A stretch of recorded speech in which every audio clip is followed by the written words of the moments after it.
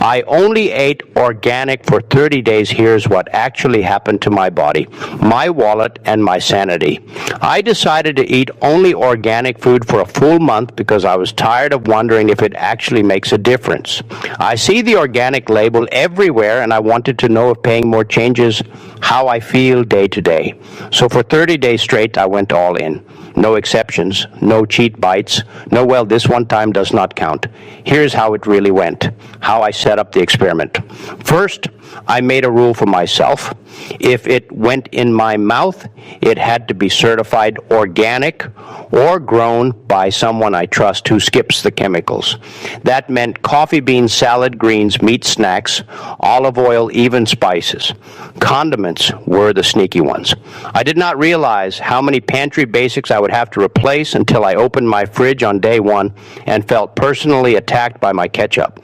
I also decided I would not change anything else. Same workouts, same sleep schedule, same stress from work. I wanted to know if the food alone did anything, so I tried to keep the rest of life steady. Week one felt like grocery store boot camp. The first shopping trip was chaos. I budgeted 2 hours and still left sweaty. Every label needed a background check. Organic pasta is 3 times the price and the box is smaller. Organic berries look identical but cost like they were hand-delivered by a unicorn. I stood in the chip aisle for 5 minutes before realizing organic chips are still chips and probably not the health transformation I was chasing. By day 3, my kitchen looked different. More color, more produce, more jars of things I had to learn to cook. I was hungry a lot that week because I cut out my usual quick snacks. Meal prep became my evening hobby. I felt proud, but also low-key, annoyed that dinner now required a plan instead of a microwave. My energy started to shift around day 9. This is where it gets interesting. I am a 3 p.m. coffee person every single day. Around day 9, I noticed I was not watching the clock for my afternoon caffeine fix. I still drank coffee in the morning because life is hard, but the crash just was not hitting the same. My focus at work felt cleaner. I cannot swear it was the organic switch because I was also eating fewer random packaged snacks and way more vegetables. But something was different. Sleep got better too, and I fall asleep fast usually, but I wake up at 2 a.m. and scroll my phone like a goblin. In week 2, those wake-ups got rare. I slept straight through most nights and woke up without feeling like I got hit by a truck. Again, could be the food, could be the fact I was cooking and actually sitting down to eat instead of inhaling a granola bar over the sink. The money part was real, and it stung. Let me be blunt. My normal grocery bill for one person is around $70 to $80 per week, if I am being reasonable. And week 1 of all organic was $138, and I did not even buy meat. I panicked a little and reworked my plan. Here is what saved me. I stopped buying organic versions of everything and focused on what I eat most. Berries, spinach, apples, and potatoes became my organic non-negotiables because I eat them daily and I do not peel them. Bananas, avocados, and onions stayed conventional because the price jump was huge, and I peeled them anyway. I found the bulk section for oats, quinoa, and rice, which cut costs fast. Frozen organic veggies became my best friend. They are picked at peak ripeness and half the price of fresh. After I adjusted, the total damage for 30 days was about $220 more than my usual month. So yes, it is more expensive. If you have the budget, it is doable with strategy.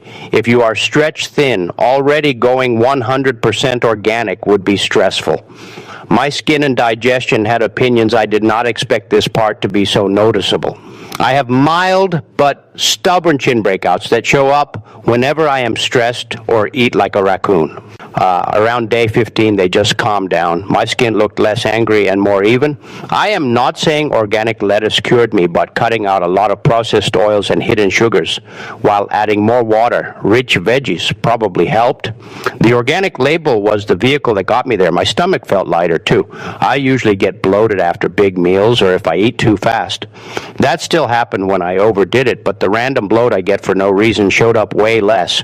I was eating more fiber from all the produce and cooking most meals, so I knew exactly what was in them. My body seemed to like that. Social life got complicated. Eating out was the biggest headache. Most restaurants cannot guarantee every ingredient is organic, and I was not about to make a server list every farm they buy from.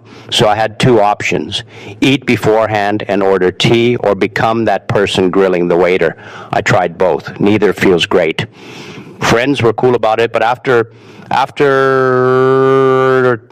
third time I asked if the burger place had organic buns, I could see their eyes glaze over. I started hosting more dinners so I could control the ingredients. My cooking skills improved dramatically out of sheer necessity. By day 20, I could make a legit organic stir fry in 15 minutes, and I was weirdly proud of that. Cravings did something unexpected. I thought I would crave my usual snacks more when I could not have them. The opposite happened around week 3. I walked past the snack aisle and felt nothing. My body stopped asking for hyper-processed stuff once it was not getting it. Fruit tasted sweeter. Roasted sweet potatoes with cinnamon felt like dessert. My taste buds recalibrated, and that was honestly the coolest part. That said, I did dream about a non-organic gas station donut once, so the craving was not gone, just quieter. What surprised me the most, the biggest surprise, was not physical. It was mental. I had to slow down. I could not grab food on the go, so I planned. I could not mindlessly snack, so I paid attention to hunger. I read labels and learned what is actually in my food. That mindfulness spilled into other areas. I started eating at the table instead of my desk. I chewed more. I felt more connected to meals because I worked for them. I also realized how much of the organic conversation is about perfection. I caught myself feeling guilty when I almost bought regular garlic by accident. That is not healthy. Food is not a moral issue, and I had to check myself on that. So, was it worth it, and would I do it again? Here's my honest answer after 30 days. I felt better. My energy was steadier. My sleep improved. My skin looked calmer. And I liked how intentional I felt. But I do not think the magic was in the organic certification alone. The magic was in eating more whole foods, cooking at home, ditching mindless snacking, and paying attention. Organic was the framework that forced those habits. I will not eat 100% organic forever. My budget and my social life both said please do not, but I am keeping changes that felt worth it. I am sticking with organic for the thin-skinned produce I eat every day. I am keeping the meal prep habit because I save money and feel better. I am continuing to read ingredient lists instead of trusting front-of-package claims. If you want to try this experiment, do it out of curiosity, not pressure. Pick a time frame that feels fun, not punishing. Start with one meal a day or just your produce. Shop sales, buy seasonal, and do not stress if you eat a non-organic birthday cake. The goal is to feel good, not to win a purity contest. For me, 30 days was enough to learn what matters and what is just marketing noise.